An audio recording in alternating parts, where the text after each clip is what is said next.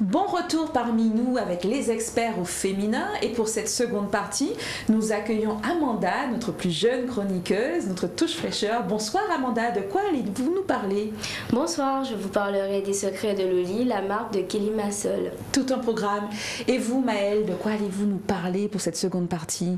Ce soir, nous allons parler donc de Meta, la révolution opérée par Facebook. Oh, la Matrix. Et Joël, et de votre côté? Ce soir, je vais à Saint-Martin pour la première édition du festival de gastronomie. Excellent. Cindy Bajazet, alors, je sais que vous avez un sujet qui vous tient à cœur et qui est d'actualité. En quoi va consister votre chronique aujourd'hui? Alors moi aujourd'hui, ce soir, je vais parler du harcèlement scolaire qui me tient à cœur puisqu'il y a eu dernièrement l'histoire de Dina qui a mis malheureusement fin à ses jours dans la nuit du 4 au 5 octobre dans sa chambre. Elle s'est tuée par pendaison et je voulais vraiment parler de cette thématique, alerter, puisque ça résulte vraiment d'une problématique sociétale et ça me tenait vraiment à cœur. Très bien.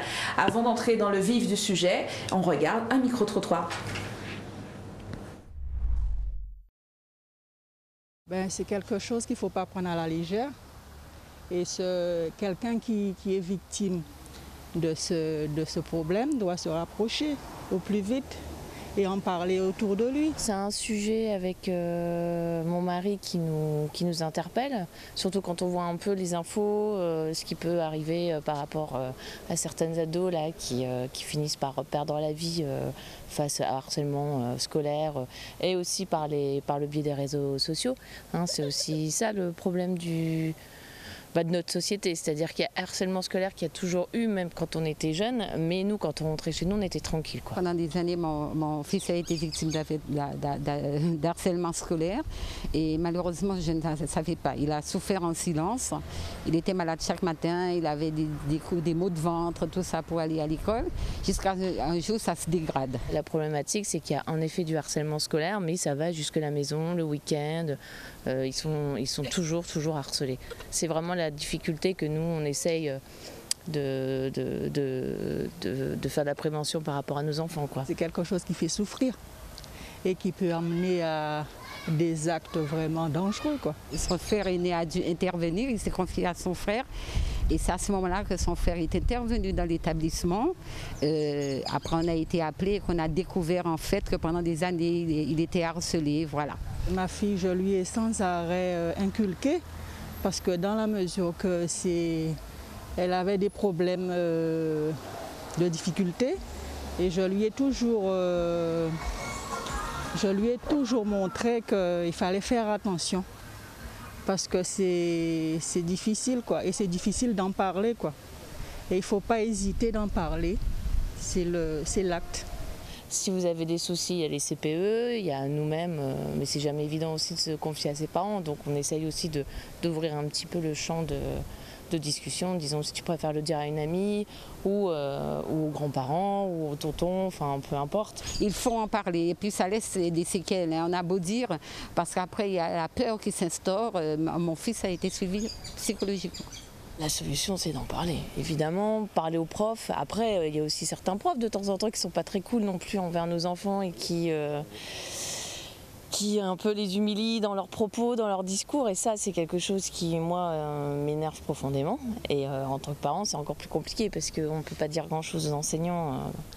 Et quand nos enfants nous disent « Ah, elle a dit ça » ou ça, je trouve que c'est aussi du harcèlement.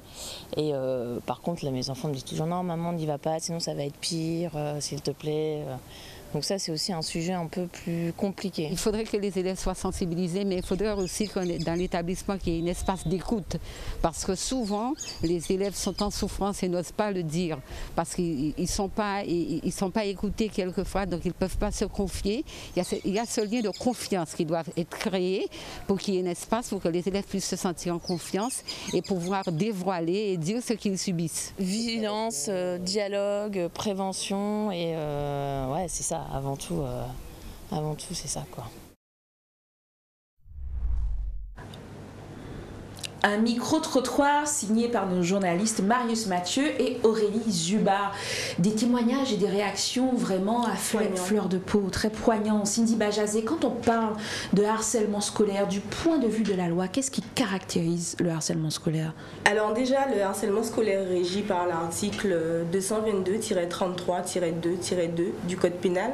On parle de harcèlement scolaire quand on définit en fait de la violence répétée. Il s'agira en fait de violences verbales, de menaces, de violences physiques, des coups, des blessures, de violences également psychologiques, l'isolement, le fait de véhiculer de mauvaises informations. Et cette violence en fait, se matérialise au sein d'un établissement scolaire. Donc il peut s'agir d'un établissement au niveau du primaire, de la classe de maternelle, au lycée, au collège. Et les auteurs de cet harcèlement peuvent être des élèves, mais peuvent également faire partie du corps professoral, ça il faut le savoir. Ah oui. Oui, il y a aujourd'hui en France, on compte plus de 700 000 élèves qui font l'objet, qui subissent ce type de violence. 700 000, c'est énorme. Ça représente un élève sur 10 concrètement. Donc c'est vraiment quelque chose qui s'inscrit dans le quotidien. Est-ce qu'il n'y a pas un risque de banaliser ce harcèlement scolaire? Puisqu'on a vu une dame qui nous disait qu'on a tous plus ou moins vécu ça, sauf qu'aujourd'hui, avec les téléphones, les réseaux sociaux, ça entre dans notre intimité familiale aussi, ça ne nous lâche pas. Alors souvent les gens disent actuellement en fait que c'est quelque chose de nouveau. Ce n'est pas du tout quelque chose de nouveau, ce n'est pas une pratique nouvelle.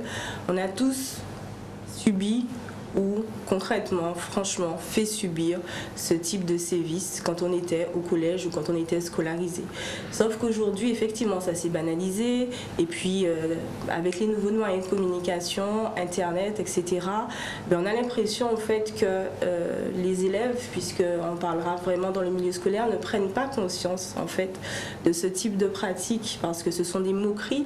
Je vais prendre le cas de Dina, cette jeune fille qui s'est suicidée. Ça faisait 2 ans qu'elle faisait l'objet d'un harcèlement scolaire et Dina, en fait, tout a commencé quand elle a décidé de se confier à des personnes qu'elle considérait comme étant ses amies sur son orientation sexuelle.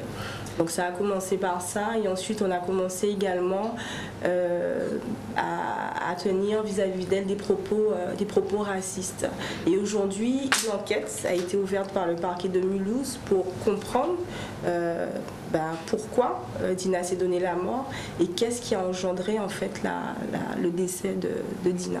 Alors là, effectivement, on est dans un cas extrême. On a vu aussi dans le micro-trottoir cette dame qui nous disait que son fils est suivi d'un point de vue psychologique parce que ça peut aller très très loin, parfois jusqu'à l'extrême, au passage à l'acte avec Dina.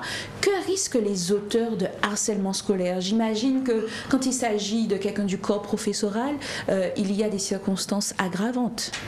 Alors, le risque, en fait, va dépendre de l'âge de l'auteur des faits. Si l'auteur des faits a moins de 13 ans, il ne risque aucune peine de prison. Par contre, des sanctions peuvent être prises de manière disciplinaire. Au sein de l'établissement? Oui, tout à fait. S'il a plus de 13 ans, il risque 6 mois de prison, 7 500 € d'amende. Et s'il a plus de 18 ans, il risque 1 an de prison et 15 000 € d'amende. Et quand il y a passage à l'acte, comme le suicide notamment, est-ce qu'il y a une potentielle requalification des faits? Quand il y a passage à l'acte comme le suicide, quand le jeune, l'adolescent est âgé de moins de 15 ans, quand le harcèlement sévit sur Internet, cette peine peut être doublée, voire même triplée en l'occurrence, dans ce cas-là. Parce que là, on change de qualification, on parle de harcèlement, de pression, au moyen, je crois, le terme technique de moyens digitaux et numériques.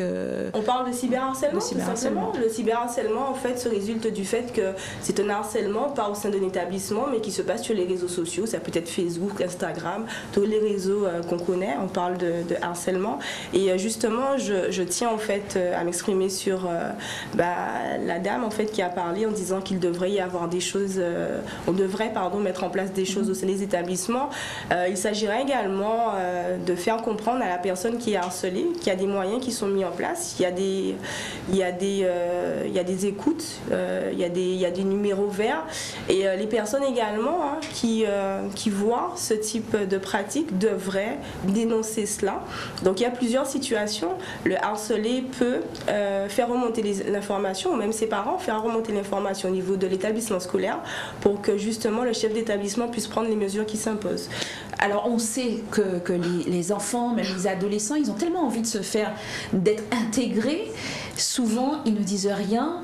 Alors est-ce qu'il y a une attention particulière? Quels sont les signes avant-coureurs auxquels les parents doivent être sensibles? Il y a plusieurs signes. Par exemple, le gamin qui est renfermé sur lui-même, qui n'a pas envie d'aller à l'école, qui justement aura un manque d'estime de lui-même. Je suis moche, je suis laid, je suis bête. Celui qui ne sera pas aussi, qui sera isolé, qui ne sera pas invité par exemple aux anniversaires, c'est celui qu'on aura décidé de mettre à côté. Il y a aussi le vandalisme.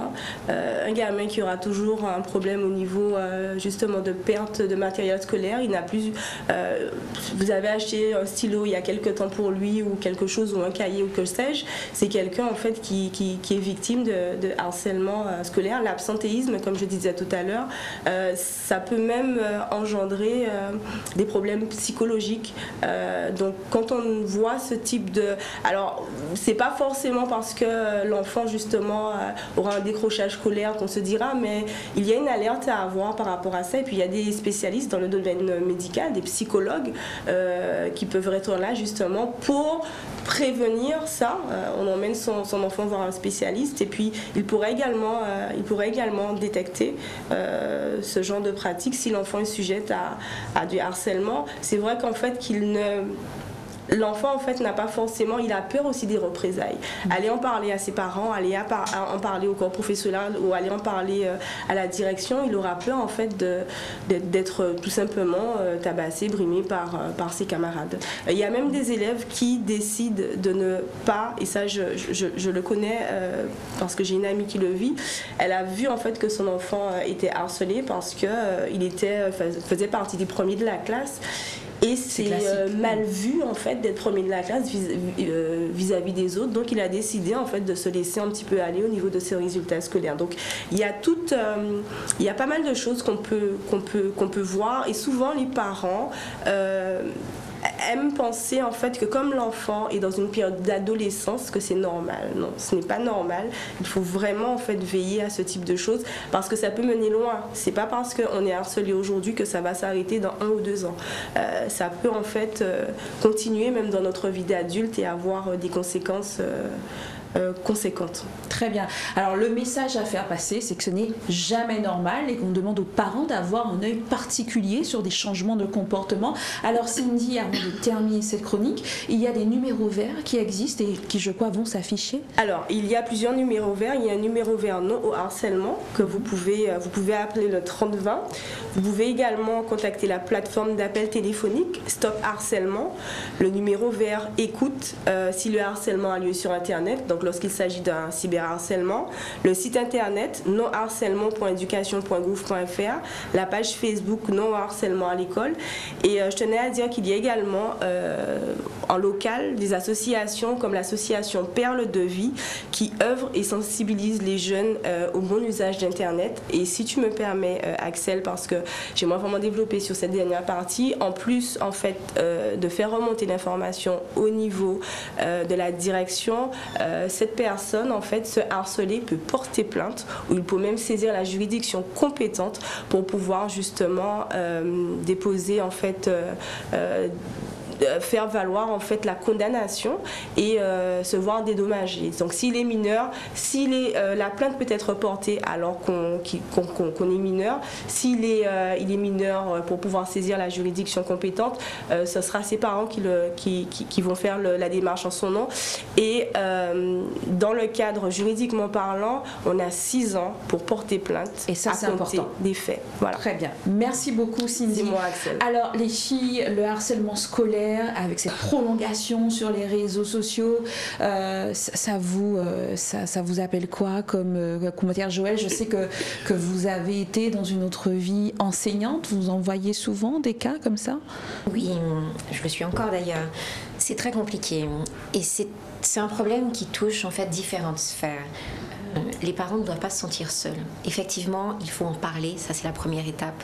L'enfant doit en parler, les parents aussi, au corps enseignant. Et l'équipe enseignante a en Guadeloupe un référent académique pour pouvoir être accompagné. Et c'est tous ensemble en fait. Les enfants, les élèves, les parents, les enseignants, c'est tous ensemble que ça se passe. Ça commence très tôt, maternelle, primaire.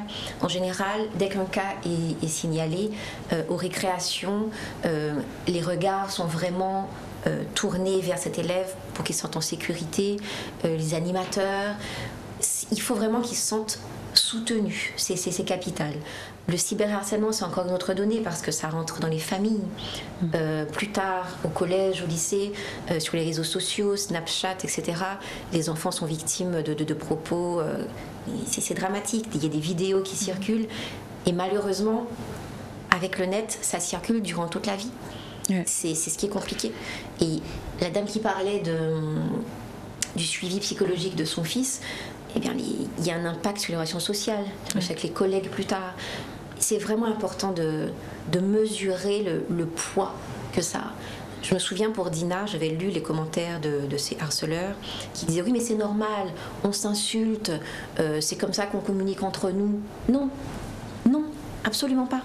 Et même si c'est courant, il faut marteler que ce n'est pas normal. Ce n'est pas normal. Et c'est très compliqué parce que quand on est adolescent, il faut être dans un moule. Dès qu'on est différent, alors plus performant à l'école, plus introverti, on est sujet à être mis de côté et d'autres qui ont été harcelés deviennent harceleurs pour ne plus être harcelés. Et ça devient un cercle vicieux. Et justement, on le disait, ça peut être prolongé avec les réseaux sociaux et on ne le dira jamais assez, les parents ont un rôle fondamental, il faut avoir un œil particulier sur les enfants. Alors la transition peut être heureuse ou malheureuse, mais je me tourne vers vous, Maëlle Félix-Henry, vous allez nous parler de Facebook qui devient Meta. C'est exactement ça, ça fait à peu près 15 jours qu'on parle d'une révolution au travers de Facebook. En effet, le suspense a plané dans un premier temps puisqu'on ne comprenait pas exactement de quoi il allait s'agir. Et finalement, depuis la semaine dernière, Facebook a révélé qu'il va s'appeler dorénavant Meta au travers de son groupe. Attention, c'est pas Facebook proprement dit qui change de nom, mais le groupe Facebook qui se compose donc de Facebook, l'application que l'on connaît, Messenger, de WhatsApp et d'Instagram. En effet, ce groupe qui est déjà présent sur tous nos smartphones, nos tablettes, nos ordinateurs, a pignon sur rue depuis à peu près 2004 avec la création première de l'application Facebook de Mark Zuckerberg et qui aujourd'hui a révolutionné nos pratiques puisque les liens sociaux passent par cette application et malheureusement il y a eu une évolution des pratiques et des mœurs et Facebook a eu ce côté pépérisant. Donc pour remettre au goût du jour les choses, il aura bien entendu fallu travailler depuis plusieurs années, en vrai, dans les coulisses, ça fait plusieurs années qu'ils essaient de proposer une évolution du groupe Facebook.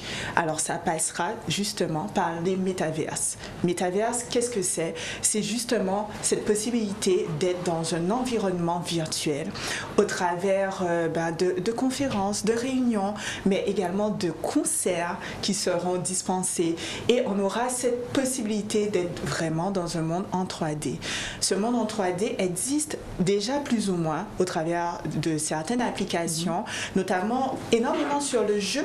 Il y a énormément de jeux qui sont en 3D déjà, mais cette dimension qui est beaucoup plus globalisant, qui est dans la vie et dans le quotidien des êtres humains n'est pas encore aujourd'hui disponible. Et c'est ce que va nous proposer Meta au travers des métaverses. Ce ne sera pas disponible tout de suite. Facebook le dit, il faudra encore développer pas mal de fonctionnalités C'est pourquoi quasiment 100 000 emplois seront créés au niveau de l'Europe parce qu'effectivement, on doit faire appel à plusieurs corps de métier en ingénierie, mais également en développement pour pouvoir créer cette dimension parallèle qui permettra de faire travailler tous les sens. Et en Guadeloupe, chez nous, comment ça peut nous intéresser concrètement ? Concrètement, il y a des entreprises qui sont déjà positionnées notamment sur l'industrie 3D et qui propose notamment des visites virtuelles d'entreprises. Donc, c'est pourquoi justement j'ai tenu à mettre en lumière Caraïbes Factory avec une leader qui est sur le marché. Qu'on connaît bien. Qu'on connaît bien, Sylvia Philibert-Puissant, qui effectivement est pionnière déjà en la matière puisque au travers de son entreprise, elle propose à des personnes qui sont hors du territoire de la Guadeloupe de pouvoir visiter nos entreprises locales. Très bien. Reportage. Caraïbes Factory, c'est une agence que j'ai fondée il y a 4 ans et qui est spécialisée dans la visite guidée des entreprises guadeloupéennes et plus largement caribéennes. Nous sommes spécialisés donc dans ce qu'on appelle le tourisme industriel. Notre objectif, c'est de pouvoir permettre de découvrir tous les procédés de fabrication, mais également les entreprises qu'il y a sur notre territoire, de découvrir l'économie de notre territoire à travers des visites guidées qui permettent de pénétrer au cœur des entreprises directement, de rencontrer les personnes qui y travaillent, donc de connaître l'histoire des machines, mais également des hommes. Étant diplômée d'un master en communication, les nouvelles technologies de l'information et de la communication font partie prenante de nos activités quotidiennes. Caraïbes Factory n'y échappe pas. Nous proposons aux entreprises un service de communication innovant en développant notamment la réalité virtuelle à travers les visites que nous leur proposons. En effet, les visites d'entreprises sont guidées de manière physique, mais il y a beaucoup d'entreprises qui rencontrent des contraintes sécuritaires et également réglementaires.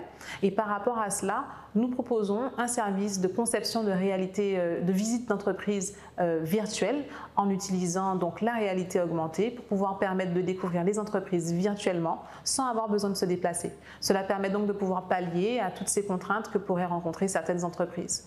Les nouvelles technologies de l'information et de la communication sont donc partie prenante et sont au cœur de l'innovation de Caraïbes Factory. L'annonce de Mark Zuckerberg sur la création de pas moins de 10 000 emplois en Europe grâce au développement du métaverse me paraît être totalement réalisable, bien que ça paraisse complètement fou, mais nous sommes vraiment en ce moment dans une ère qui se digitalise de plus en plus. La réalité virtuelle prend le pas dans notre réalité quotidienne et je le vois au quotidien dans l'exercice de mon activité. Aujourd'hui, et d'autant plus depuis cette pandémie, il nous faut passer à un système qui soit de plus en plus virtualisé. Il y a de plus en plus de plateformes qui se développent pour que les services soient de plus en plus virtuels. Et la digitalisation et la dématérialisation de ces services entraînent forcément la création de nouveaux emplois. Le métaverse, c'est une véritable opportunité pour Caraïbes Factory. Je ne vais pas m'en cacher. Cela fait longtemps que nous travaillons sur la réalité virtuelle, mais nous tâtonnons, on va dire. Et c'est une technologie qui se développe à une allure folle. Donc, chaque fois qu'on met un pas dedans, on découvre de nouvelles applications, de nouvelles découvertes. Donc, lorsque cette annonce de ce nouvel univers a été faite, ça a été pour toute l'équipe de Caraïbes Factory un véritable émoi de se dire que là, on va pouvoir toucher à quelque chose et surtout pouvoir s'internationaliser. Les visites d'entreprise virtuelles, en tout cas, sont déjà accessibles à un grand nombre de personnes, mais pouvoir participer à cette émulation qu'il y aura sur cette nouvelle plateforme, ce sera pour nous également l'occasion de pouvoir toucher un panel encore plus large que celui que nous n'avions visé jusqu'alors et de pouvoir complètement internationaliser la visite guidée d'entreprise de manière virtuelle. Donc ça rentre totalement dans nos ambitions et nos objectifs de développement que nous avions déjà sur lesquels du moins nous avons déjà commencé à travailler, mais qui prennent encore plus de sens avec cette nouvelle qui va révolutionner totalement notre manière de concevoir le monde et nos activités.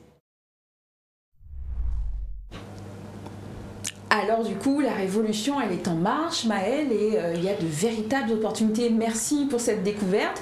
Et j'en profite d'ailleurs pour dire que grâce à Caraïbes Factory de Sylvia Fibel-Puissant, eh bien, il nous reste des images de la centrale d'EDF de Saint-Martin qui avait été complètement détruite par Irma. Et c'est là aussi une des opportunités que très certainement permettra le développement de Meta. Alors restons du coup à Saint-Martin avec Joël qui nous propose de nous parler du festival de la gastronomie de Saint-Martin, Frenchside. Tout à fait. Alors du 13 au 30 novembre, la destination va proposer sa première édition du festival de gastronomie donc sur la destination à Saint-Martin. Et ils ont convié des chefs locaux, régionaux, internationaux pour promouvoir les saveurs locales et promouvoir la destination.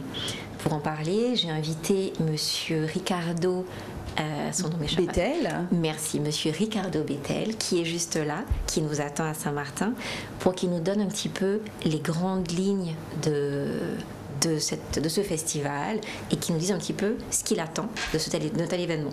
Bonsoir, Monsieur Bettel, vous êtes en ligne. Vous nous entendez? Oui, très bien, très bien. Très bien. Comment allez-vous? Nous sommes ravis de vous avoir sur le plateau. Alors, est-ce que vous pouvez nous dire un petit peu, s'il vous plaît, quels seront les temps forts de cette première édition? Alors, les temps forts de cette première édition du Festival de la gastronomie de Saint-Martin, c'est vraiment en fait mettre en image et mettre en couleur le savoir-faire français mais caribéen que nous avons sur l'île de Saint-Martin. Il faut savoir que nous avons plus de 100 nationalités qui cohabitent sur cette très belle île et de mettre en avant en fait le savoir-faire culinaire de notre destination était un point fort pour nous en termes de représentation de la destination. C'est vrai qu'on n'arrête pas de dire que Saint-Martin est le capital de la gastronomie de la Caraïbe. Et pour la première fois, nous allons vraiment mettre un événement ou créer un événement qui va vraiment nous permettre de recevoir du monde, des journalistes, des influenceurs, des blogueurs, pour vraiment mettre en avant cet événement. D'accord. J'ai vu que vous avez mettre à l'honneur. Pourquoi cet ingrédient en particulier? Alors en fait, le tamarin, comment est-ce que nous avons choisi? Alors, on a essayé de vraiment faire en sorte que la population locale puisse participer aussi à l'initiative de ce festival. Et on a un agriculteur qui s'appelle Jabash, que pas mal de gens connaissent à Bellevue, qui a une ferme assez grande et très connue sur l'île. Et c'est lui qui nous a un peu conseillé, en fait, cet ingrédient, qui n'est pas facile à travailler, mais on pensait que ça aurait été un vrai challenge pour les chefs saint-martinois, mais aussi un challenge pour les chefs métropolitains qui vont arriver, qui ne connaissent pas forcément cet ingrédient, pour pouvoir créer des nouvelles saveurs et des nouvelles recettes. Voilà. D'accord. Et comment allez-vous impliquer la population locale sur cet événement? Alors, nous avons sélectionné quelques chefs qui sont issus de Saint-Martin, chef Brooks et chef Iman, qui vont faire partie du festival, mais aussi la population locale va pouvoir voter pour leur coup de cœur de la destination. Alors, le meilleur restaurant pour eux de l'île, ils vont pouvoir voter sur le site web de notre festival, festival-saint-martin.com. Ils vont pouvoir voter sur ce lien-là et on va pouvoir élire la meilleure table de l'île. Voilà. D'accord. Une dernière question avant de se quitter. Quelles sont vos attentes en termes de retombées pour la destination Saint-Martin avec un tel événement? Alors, un tel événement, pour nous, c'est super important. On va avoir pas mal de représentations, surtout du marché nord-américain. On a pas mal de journalistes qui viennent de Condé Nast Travel, Travel and Leisure, USA Today. On a pas mal de grosses publications américaines qui vont venir pour suivre cet événement. On a aussi des reportages qui sont prévus par des magazines comme Paris Match qui vont venir pour suivre l'événement. TF1 qui est là actuellement sur Saint-Martin, qui commence déjà à faire quelques tournages pour nous. Alors, on attend vraiment à retomber vraiment médiatique sur cet événement-là pour créer de l'awareness. On sait que Saint-Martin, c'est une destination qui n'est pas vraiment connue en Europe, mais pour nous, c'est super important de montrer, rayonner à travers le monde entier. Le tourisme, c'est quelque chose qui est très important pour nous, on vit que de ça. Et pour nous, faire ce festival, c'est quelque chose de très important. Voilà. Merci beaucoup. Nous avons l'eau à la bouche. Ah oui, nous avons l'eau à la bouche. Et ayant vécu et travaillé à Saint-Martin, je peux vous dire que c'est une véritable destination gastronomique. Il y a des restaurants pour tous les goûts et pour toutes les bourses aussi. Et j'espère, mesdames, que nous aurons l'occasion d'aller tester ce festival de la gastronomie à Saint-Martin. Mais Joël, je crois que c'est un véritable enjeu pour la destination Saint-Martin. Après Irma, il y a quelques années, et surtout dans un contexte est-ce qu'on peut dire post-pandémie, mais aussi en pleine crise sociale qui précède des élections territoriales qui sont déjà un peu mouvementées. Déjà. Tout à fait, tout à fait. L'Office n'a pas une tâche facile, mais ils sont très dynamiques sur cette destination. Ils sont vraiment tournés vers l'extérieur et avec des événements comme celui-ci, je ne doute pas que la presse internationale relaye des informations positives pour attirer un nouveau public sur le marché de Saint-Martin. Ce qui est intéressant, c'est de voir qu'ils ont un public très nord-américain aussi. Donc les petits Frenchies de la Caraïbe attirent aussi les États-Unis et le Canada. C'est très intéressant, donc on leur souhaite bon courage. Et on rappelle que nous avons un chef de chez nous qui est invité, Joël. Tout à fait. Parmi les deux parrains, nous avons le chef Jimmy Bibrac qui va représenter la Guadeloupe à Saint-Martin. Très bien, merci Joël. Et j'espère qu'on pourra y aller vraiment, c'est un appel du pied à l'Office. Je me tourne vers Amanda maintenant. Bonsoir Amanda. Vous allez nous parler des secrets de Loli. Alors c'est quoi exactement les secrets de Loli ? Alors, les Secrets de Loli, c'est une marque pour les cheveux qui a été créée en 2009 par Kelly Massol, qui elle-même est d'origine antillaise. Alors, elle a créé la marque avec un capital de départ de 1 500 € seulement. Et accrochez-vous, aujourd'hui, cette marque fait 5,5 millions de chiffre d'affaires. Excellent. Alors, du coup, Kelly Massol, c'est un peu notre Madame C.J. Walker guadeloupéenne. Je ne sais pas si vous avez vu cette mini-série sur Netflix. Alors, Madame C.J. Walker, à la fin du 19e siècle, c'est la première afro-américaine qui fabriquait des lotions pour les cheveux avec des recettes de grand-mère dans sa cuisine. Et c'est la première afro-américaine autodidacte qui est devenue milliardaire. Rien que ça. Alors, Kelly Massol, elle est sur la voie de Madame C.J. Walker, Amanda ? C'est tout à fait pareil, puisque Kelly a commencé dans sa cuisine justement à faire ses formules. D'ailleurs, elle est autodidacte en formulation cosmétique, donc elle a commencé ainsi et on lui souhaite exactement le même parcours et surtout beaucoup plus de millions. C'est tout le mal qu'on lui souhaite. Alors, ces produits ont une particularité, c'est qu'ils s'adressent aux cheveux texturés. C'est quoi exactement les cheveux texturés ? Alors, les cheveux texturés, ce sont les cheveux non lisses, c'est-à-dire crépus, bouclés et frisés. Alors sa particularité, c'est qu'elle propose des produits naturels à 98%. On frôle la perfection, il faut le dire, puisque énormément de femmes comme nous, on va se le dire, on a toujours utilisé des produits qui n'étaient pas forcément adaptés à nos cheveux. Notamment, il y avait de l'alcool, du sulfate, du parabène, et Kelly justement propose une alternative, enfin mieux que ça, des produits naturels.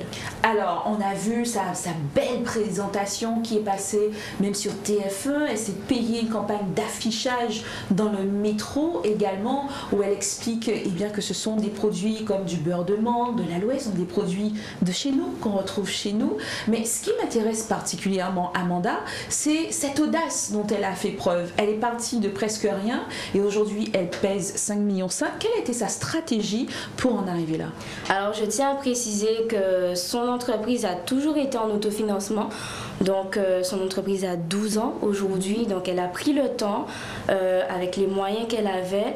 Et franchement, elle a utilisé une méthode que beaucoup de marques utilisent actuellement, c'est-à-dire cibler les influenceurs qui sont dans le domaine pour pouvoir promouvoir sa marque justement et parler évidemment de la composition, parce que c'est là le plus bel, le plus beau, la plus belle chose. Voilà, c'est sa meilleure atout qu'elle propose exclusivement des produits naturels. Et effectivement, on a vu dans cette campagne publicitaire des influenceuses comme Soline at The Pretty Usmu, alors qu'elle était enceinte. C'est vraiment magnifique. Donc ça veut dire que ce sont des produits qui sont adaptés également pour des publics dits sensibles. Tout à fait, même les femmes et les hommes aussi, faut-il le préciser, les femmes qui veulent passer aussi au naturel, qui sont en transition, peuvent aussi utiliser ces produits. Très bien. Alors par-delà le marketing d'influence que l'on connaît bien, on doit aussi préciser que Kelly Massol a une communauté depuis le début des années 2000 avec un forum que les nappies, comme Amanda, comme moi, Joël, nous connaissons bien, c'est Boucle et Coton.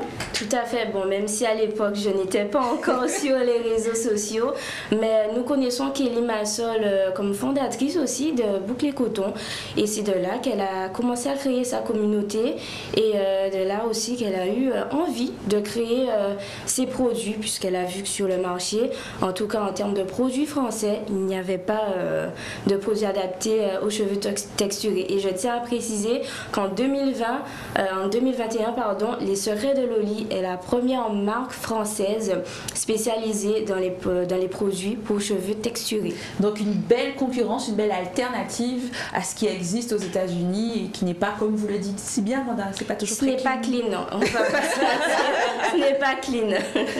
Très bien. Alors on sait aussi que votre coup de cœur pour ces produits, c'est le parfum de ces produits, parce que le côté nappy, naturel, n'est pas toujours associé à de bonnes odeurs dans le milieu de la beauté. Tout à fait. Alors effectivement, quand on parle de naturel, on pense tout de suite aussi au beurre de karité, où on n'aime pas forcément l'odeur.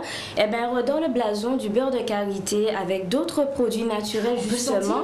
Bien sûr, je vous invite à sentir d'ailleurs, les filles. Eh bien, vous verrez bien que en plus d'apporter de l'hydratation aux cheveux, ben, ça donne un parfum aussi. Alors nos cheveux aussi ont droit à leur parfum. C'est une très belle découverte. Merci Amanda. On rappelle qu'Amanda est notre chercheuse et repéreuse de talents sur les réseaux sociaux, sur Internet, où elle a pu repérer Kelly Massol, qui est d'origine guadeloupéenne et martiniquaise. On le rappelle. Alors les filles, on a des chroniqueuses aux cheveux texturés, nappy, naturel ou pas, autour du plateau. Ça vous parle, une démarche comme ça? Mais carrément, c'est vraiment une très très belle success story. Et moi je suis très sensible aux produits 100% naturels, et ce parfum gourmand, c'est vraiment très très agréable. Alors Cindy, quand vous avez su qu'Amanda allait parler des secrets de Loli, on a vu des petites étoiles dans vos yeux. Je suis fan de beauté, je pense que ça se voit.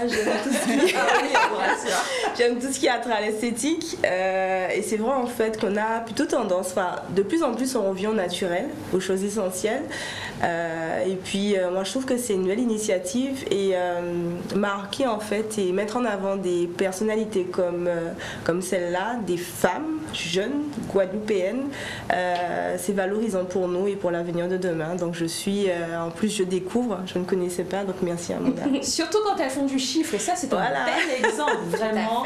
On peut dire qu'on a nos success stories en local et que la Guadeloupe a des talents. C'est vrai que nous sommes terre de champions, mais nous avons aussi de belles intelligences et des personnes qui osent. Mesdames, je vous remercie. On rappelle qu'on peut retrouver les experts au féminin sur les réseaux sociaux, et chacune d'entre vous également sur Facebook, Instagram ou même LinkedIn également.